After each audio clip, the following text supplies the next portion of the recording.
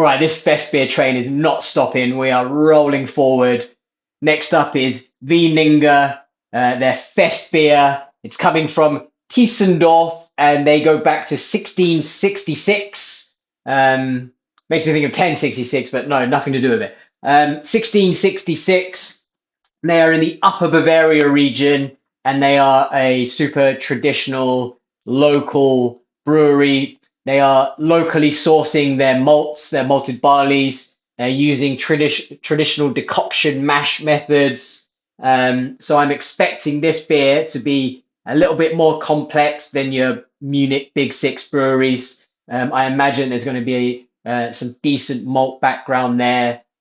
Hopefully, a little bit of kind of uh, like toast or bread crust, bit of complexity on the malt side, and then maybe paired with that, I imagine that it's a little bit spicy. That's what I would do with a bit more malt complexity. Love a traditional decoction. There's always a debate about whether it's necessary these days. I think so. I think it adds something to the flavor which you just can't get by adding like your melanoid in malt or doing like the step mashing process and all that kind of stuff. I think decoction in a traditional Bavarian beer is still very important, and I'm hoping that this is going to sing with complexity and just a great process driven beer that results in just a beautiful fest beer. So let's crack it open and find out. Woo, lively.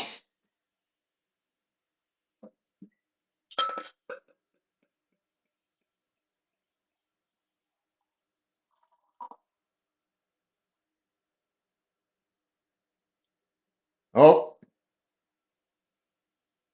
oh, it's a good shot, I reckon. Right on the edge. Look at that. Look at that. Wow. That is a beautiful head on that. Got a bit lively, but I saved it. Um, wow. That's probably the best pouring head I've seen from any of these beers in this Oktoberfest series. Got a bit of domage on the top. Um, so you can see that it is a little bit cloudy, um, which just tells me that this is a very, very kind of rustic and traditional brewery. Not sure what their lagering process is like and for how long, but definitely this isn't a filtered beer, and they're not using anything. This is proper traditional Bavarian brewing. Um, Interested to see. Might be a bit grainy or I don't know, but it looks very inviting. Nice kind of straw-like color on it. Slight haze in there. Um, Still, it's not too bad. Let's see how it smells.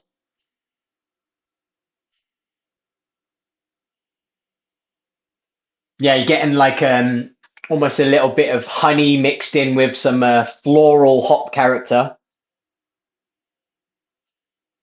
Very slight zest.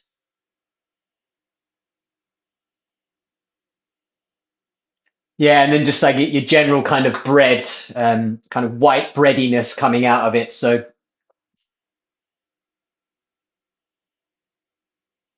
smells quite kind of bright and almost summery as a beer. I reckon it's going to be a bit of a zinger, bit of tang maybe. I'm not sure. Smells quite inviting.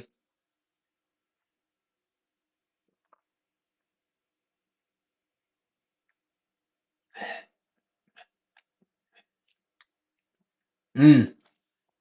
Wow, so you get you hit with a decent kind of bitterness, bit of a tangy zestiness, and then it rounds out with this sweetness, malt sweetness that is quite like honey like. Um,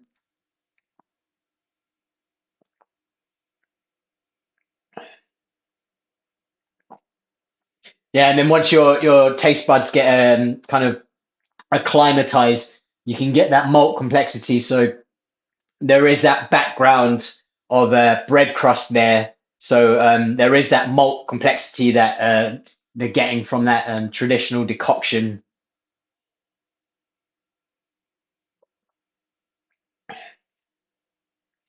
it's a little bit leaning on the sweeter side. So it's nowhere near as dry as those Munich Festbiers. Um, like literally the complete opposite to like the Löwenbräu, and obviously Paulaner is like right smack bang in the middle. It's very very balanced. It's got a bit of sweetness and it's got a bit of dryness to it. This is very much um, sweet leaning, for sure.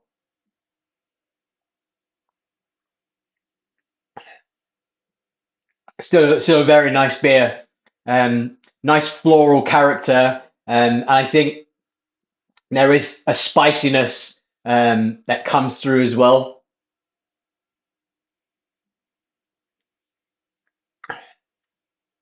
Yeah, it's one of those beers where there's a bunch going on, which is quite interesting. I think that's the complexity of the process and the traditional way of brewing things and all that things going on. So it's not like some of the like something like Paulina suffers a little bit from it being too clean, too kind of manufactured, too clinical.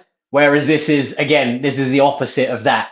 Um, this is kind of like rustic as it comes in terms of a fest beer. This feels like you are drinking a local beer, local malts, kind of old traditional methods perhaps. I'm not sure how modern their brew house is, but this feels like if you told me like that you somehow had a time machine and you took me back kind of to 1940s, 50s Germany, this is how I imagine the beers would taste in the beer halls. So you forget all of that kind of modernity to brewing. That's yes, it's even kind of permeated into Germany. So this is what I would expect in a kind of traditional German beer hall. So I think that's quite interesting. That's quite nice. It's in the range of fest beers, and it's not bad beer at all. I'm actually a fan of this. I wouldn't put this right at the top. I really enjoyed the Volks Festbier yesterday. Um, I'd say this is not quite at that standard, but it's a different kind of beer they're making. They are making a very kind of malty beer, and it has its place in the fest beer category for sure, and something to appreciate. It's cleared up a bit as it's kind of warmed up in the glass. It's still got that slight haze to it. It's still quite rustic. Yeah, I mean, to sum this up, I'd say it is a super drinkable beer, and as a fest beer, it kind of sits in between like a Metz and perhaps like an export beer. So it has that kind of strong malt character to it.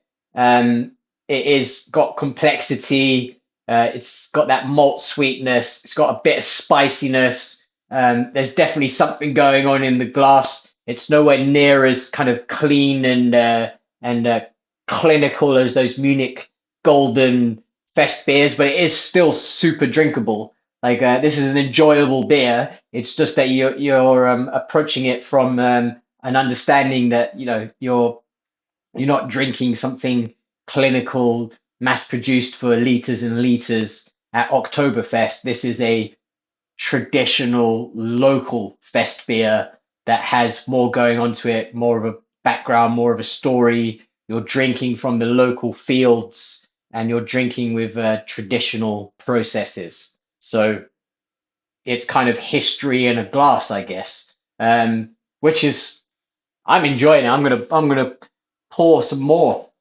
and enjoy it, mate.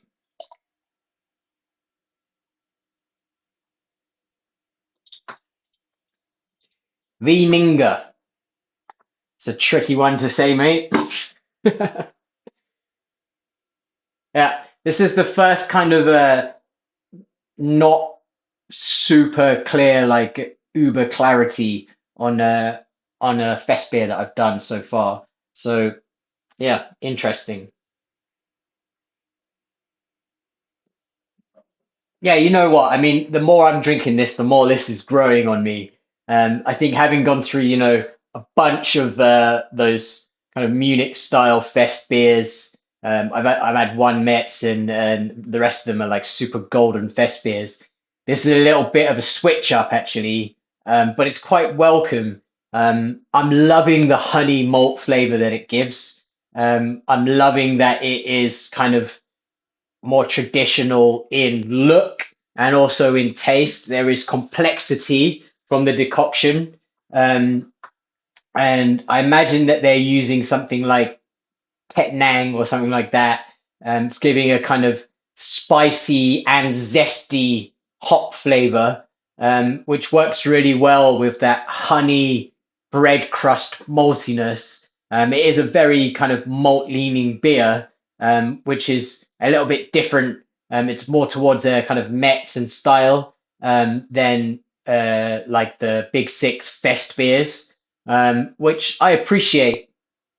And I think that it's well worth a shout. If you see this available anywhere, it's well worth pouring one out because you're getting a really, really kind of traditional, local Bavarian experience. And I think it definitely should have its place in people's kind of festival season lineup for sure. I mean, we all want to, go to those big famous breweries and appreciate the sheer excellence of marrying tradition with modern, precise, like expert beer production, which produce just unbelievably like clean and like super regimented. It hits this note, this note, this note, blah blah blah, and that each of the six has their own version of that, and tastes kind of lean towards this particular brewery or that particular brewery. This one's a little bit too dry, but they're all nailed on for what they're going for. Um, and you're missing a bit of like old school traditional character. I describe it as like the difference between drinking like a modern English pale ale, where they might be using a little bit more kind of modern hops. It's definitely clearer. It might be on tap, like out of a keg, like CO2 carbonation, and comparing that to an old school cask pale ale, like an English bitter. This is the kind of English bitter of the Bavarian Festbier for me. Like this is more traditional and more kind of complexity and flavor and something to appreciate, and there's history behind it, and definitely well worth a try. It's moreish like a honey on toast. If calories weren't a thing and you had no inhibitions, you would eat like an entire loaf of bread with honey. Like you would just smash slice after slice. And this is this is what this tastes like. It's got this really nice honey sweetness, bready character. And then obviously it doesn't go too sweet because it's got that kind of spicy noble hop character to it, that kind of draws it back a little bit and allows you to repeat, and it doesn't get too kind of cloying or sickly. Um, but it has that kind of uh, bread and honey character that you could dangerously just keep consuming. So in terms of like a repeat offender, that's a new term I've just made up for a beer. This is many kind of fest beers are supposed to be repeat offenders that you just want to keep ordering another one and another one. You've got a whole day of drinking ahead of you, liters to go. And some of the big six are kind of repeat offenders because they kind of dance on your tongue, or they're right on the edge of kind of zest or almost astringent but not, like they like super dry, or they're kind of like on the edge of that kind of maltiness without it going too far into like sweetness. These guys have embraced the sweetness, but it's in a way that it's like bread and honey, and then they've expertly managed that hot bittering so you get a bit of spice and a bit of zest, so that it breaks up that kind of malt sweetness and makes this a very drinkable beer, despite it being a bit of a malt bomb compared to your your well-known kind of fest beers, which are way more kind of almost like Heller's lager or um, like a Löwenbräu is almost like a German Pilsner style fest beer. Um, this is malty, boys. It's a malt boy. It's not a crispy boy, it's a malt boy. But they've used the crispy elements to rein it in a little bit and make it drinkable. It's a long-winded way of explaining this beer, but hope that helps.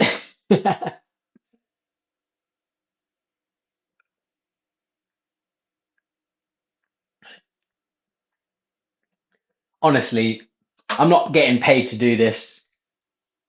I mean, in a way I am because I'm in between work contracts and I'm still on salary. So technically, I'm getting paid right now, and I'm just drinking beer on a Wednesday lunchtime. So um, cheers to my employers.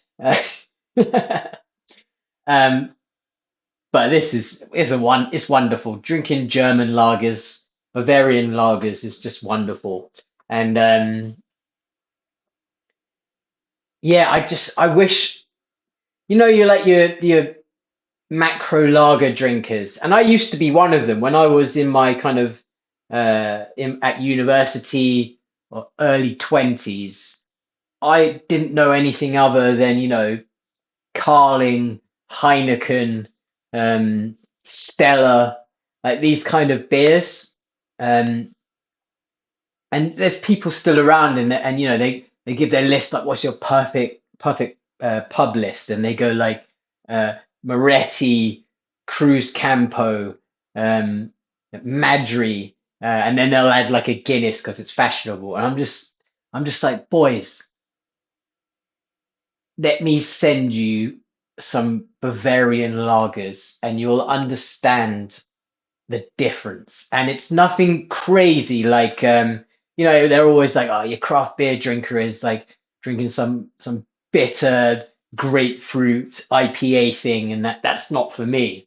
I feel like if they just took the time to research and look into a few of these German breweries and tried some of their beers, they would just be converts instantly. Like it's just even this is clearly a rustic, traditional, local kind of beer, and it's just leagues above those macro lagers. It's just insane. You don't even need to go to your big six. You don't need to go to Augustina or whatever. You can just pick a town in Bavaria, and most likely their local brewery is producing some kind of lager that is just going to blow your mind, or their kind of macro lager minds. And that's what's great about German beers. And I'm in danger of just getting like autistically obsessed with I can say that because I'm autistic. Um, Obsessed with German lagers, but like they are just wonderful, wonderful beers. And the same with your Czech pilsners and blah blah blah.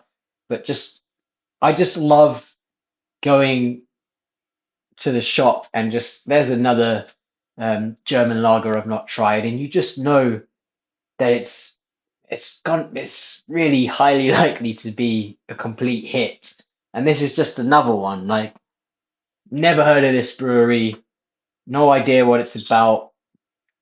Gave it a little search before I recorded this video, just to where's the brewery? Tell me a few kind of facts about the brewery, and discovering that they're using local malts, and they're like traditional in their decoction, made me excited to try the beer, but also it made me kind of know that this is going to be decent. It's going to be something that I'll remember as a beer. And so many of the beers, like, how can you just repeatedly drink like a Madri or something? And I just doesn't compute in my brain. Like it's equivalent to just drinking water. It's like you go to the pub to enjoy yourself, and you've got water at home. You don't go to the pub to drink water. I see the same. You don't like go to the pub to order. You go to the pub to order a Budweiser. It's just bizarre to me. Utterly bizarre. Anyway, I've had my rant about macro lagers. Get yourself a Wieninger. Um, don't worry about the name. You don't have to pronounce it properly. I probably haven't. Um, I think that Wieninger, that has something to do with Vienna, but it hasn't. It's in Bavaria. So I imagine it's some sort of like family name or something. Um, but yeah, these boys have been around since 1666, just smashing out lagers locally for your local Bavarians, probably in some like mountainous region. Um, and they got no reason to change because that's wonderful. That is wonderful. So cheers to that. Someone get me a job. I'm in danger here.